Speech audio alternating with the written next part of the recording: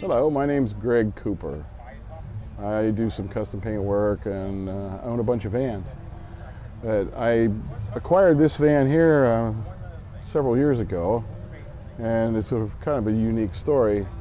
Back when I first started doing the van thing, everything you found out about trucks was in the magazines, and all the magazines always had some really cool vans painted by Greg of Akron. Greg was one of the custom painters that really started the mural thing on vans back in the early 70s. He had a number of really nice trucks. In 1976, he built this van, which was his personal truck, called the Flying Eagle 2. He premiered it at Bowling Green in 1976, and I never actually saw the truck. I heard about it from a number of people that were there, but the place was so big you never saw all the vans.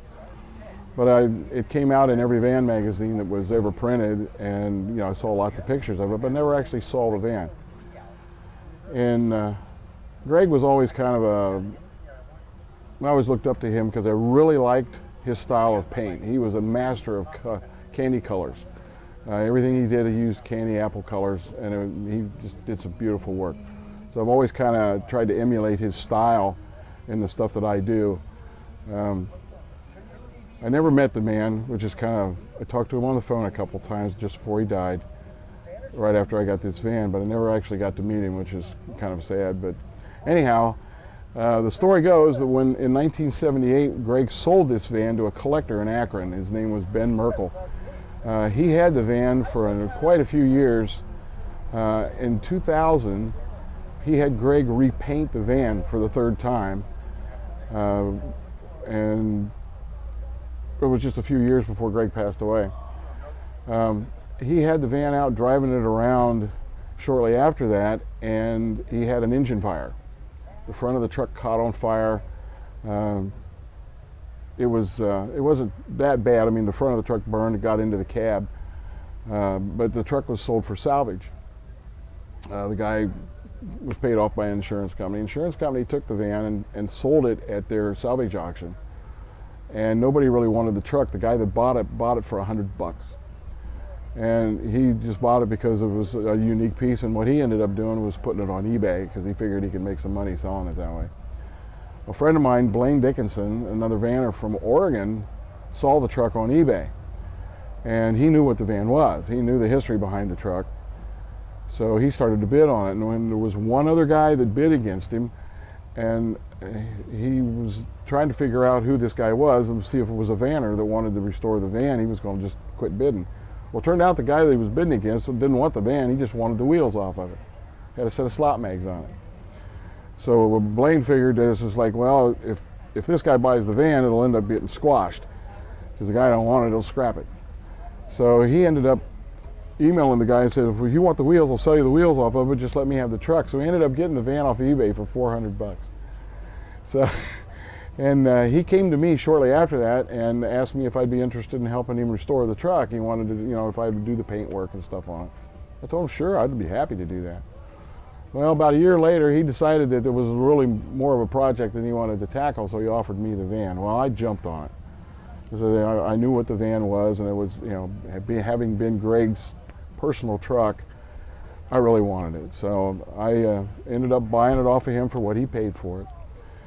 Paid the tow bill and the whole bit to get it back to his place, and then we went up in Michigan to get the truck. It was stored at his dad's barn.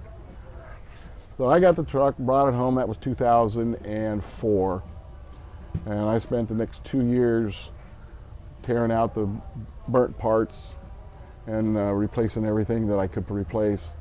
I got lucky. I found the original manufacturer for the seats, got the original seats put back in it, was able to duplicate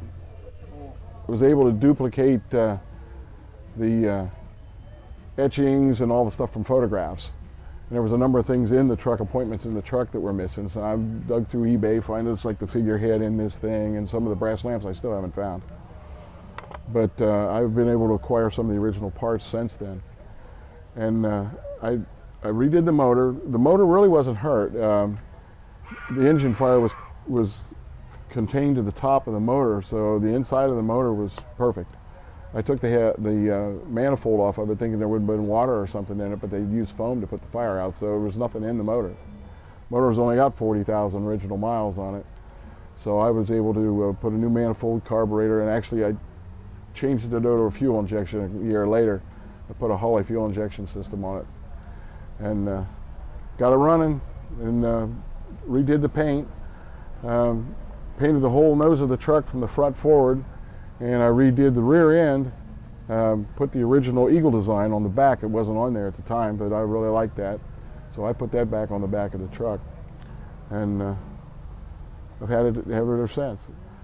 So, and if you're, when Greg built this van, he wanted to do it as full custom as he could. It was the first van that I can recall that ever had the drip rail shaved off of it. It really makes for a really smooth look.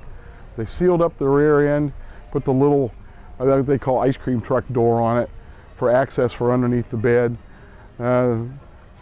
Sunk the tail lights, shaved the bumpers, took the side markers out, molded the flares, all the really cool custom appointments of the truck of the day, louvered the hood, and of course it had a beautiful custom paint job on it. The first paint job was a little bit different than this. The truck was based in black, and he sprayed purple and blue candies over top of it, which made for a really, really deep looking color, which does not show up very well in photographs. When you see the photographs of this truck, it looks brown, but it really wasn't brown. It was a really deep purple and blue color. So photographs never really did this van justice. But he never really did anything to the motor, and he never dressed the motor up. Since I've gotten it, I've put fuel injection on the van. I've put a March serpentine system on it, dual battery system, put polished intakes, valve covers, and all that kind of stuff. The mural work underneath the hood, that kind of thing. So dressed it up quite a bit. So, but this is where, with the engine fire, I really had to dig into this and do, a lot of work to get it back to where it's at. Some of the parts were beyond fixing, so I had to go finding older van parts from the junkyard. Actually, the one place that I found most of the parts for this truck was in California at the junkyards. They still have a lot of old vans in their yards out there. So I ended up getting most of that, the weird stuff, it's like the cross members and the different parts that you can't buy in the parts store.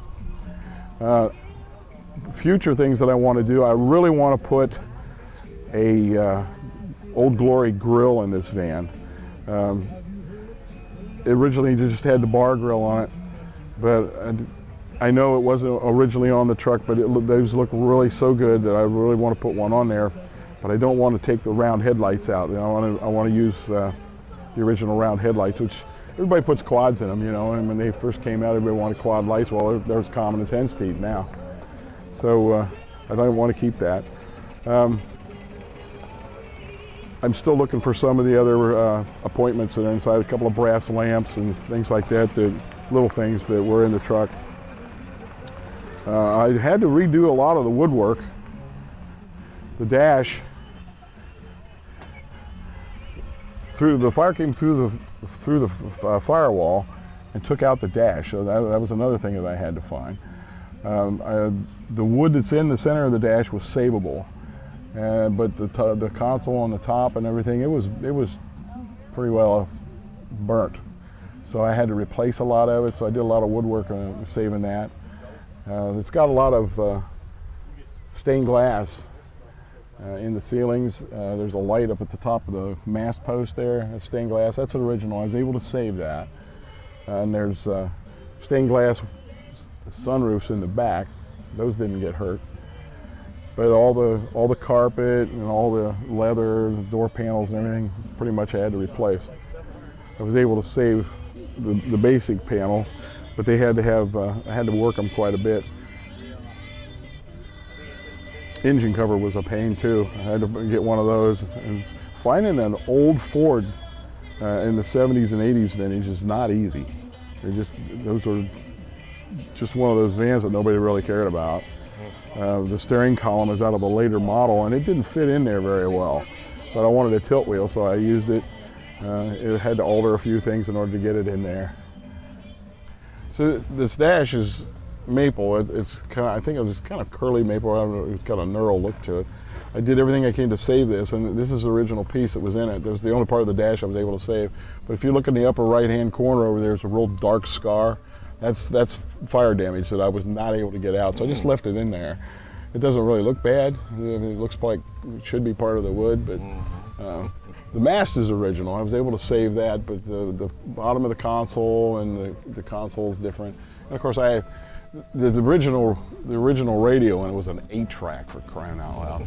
So I've updated the stereo system and put some other stuff in. It's got a CD changer and a double din head unit in it, and XM radio and all that garbage.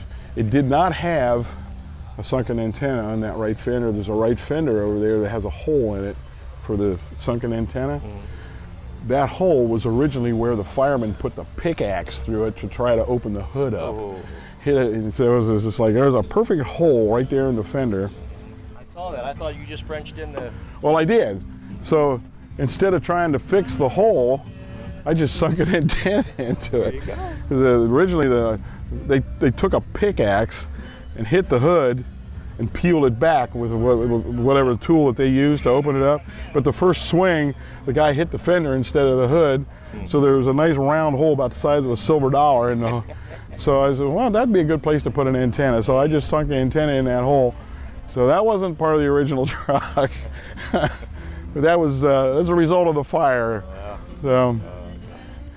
But this truck was, back in the 70s, this truck was everywhere. Greg won Best of Show at the Bowling Green Nationals with this van. He won Best of Show at King City, which was West Coast Van Nationals in '76, and Van Spring down in Florida all the same year. He went all over the place. This truck's been to one side of the country and back a couple of times, so he was a hell of a vanner. When Ben let this go to the insurance company, he took a lot of the appointments out of this truck. Brass lamps that were in it, he took out. There was a barometer and a brass lamp that was on the wall here, and this figurehead in the back, that was gone. And this door, for some reason, he took the door off. So I had to reproduce the door. And again, there was nice photographs of it. But come to find out, one of my good friends from Las Vegas, his name is Frank Magoo. His wife, he helped work on this van. His wife was the one that came up with the butterfly design that Greg used on the windshield and the side windows and then this door here. And he actually had the original patterns for this. Wow. So I was able to get those from him. And of course then there was a lot of good photographs of this van having been taken so much shots from, for the magazines, that just about every part of this truck had been published and photographed. So it was easy to figure out what was what. I found the figurehead on eBay, and it was a figurehead that was cast. It's fiberglass. It was cast back in the 70s. It was, one of those nautical shops that had stuff like that for decoration. That's where Greg got it. He got all his stuff out of a ship shop in New York City. That's where, believe it or not, I was able to find that out. But the brass lamps have eluded me. I just have not been able to find the right ones. And eventually I'll get them. So I was able to find most of this stuff through, just doing some research. A lot of the magazine articles actually would, spelled out where some of this stuff came from. The shop that he bought these things from doesn't exist anymore, but I'm hoping that I can just find at least something, a repros of the lamps or whatever. I found some that are close, but they're not quite the right, and normally they're bigger than what they should have been, and I don't want to put something in here that's just too big for the truck. But there was a brass lamp that went here and a brass barometer that was screwed to the wall. And of course it would really make the truck look complete if it was all there. Yeah. But I just haven't been able to find it yet. You will. But eventually I will. Yep. I've even thought, I don't know whether this is feasible or not, but I even thought that being the piece that it is, this is really indicative of the 70s custom van. I've thought about seeing if the Smithsonian would be interested in it. Because my kids have no real interest in these things. When I'm gone, they're just going to let somebody buy them and go wherever they go with them. I'd like to see them get saved, so I'm looking for a place to put this stuff before I'm gone, so it gets preserved. So the other thing that I get a lot of grief for is the wheels on this truck. When Blano sold the original wheels off of this truck, they were slot mags, which was, I understand why the guy wanted them, because they're worth a bunch of money.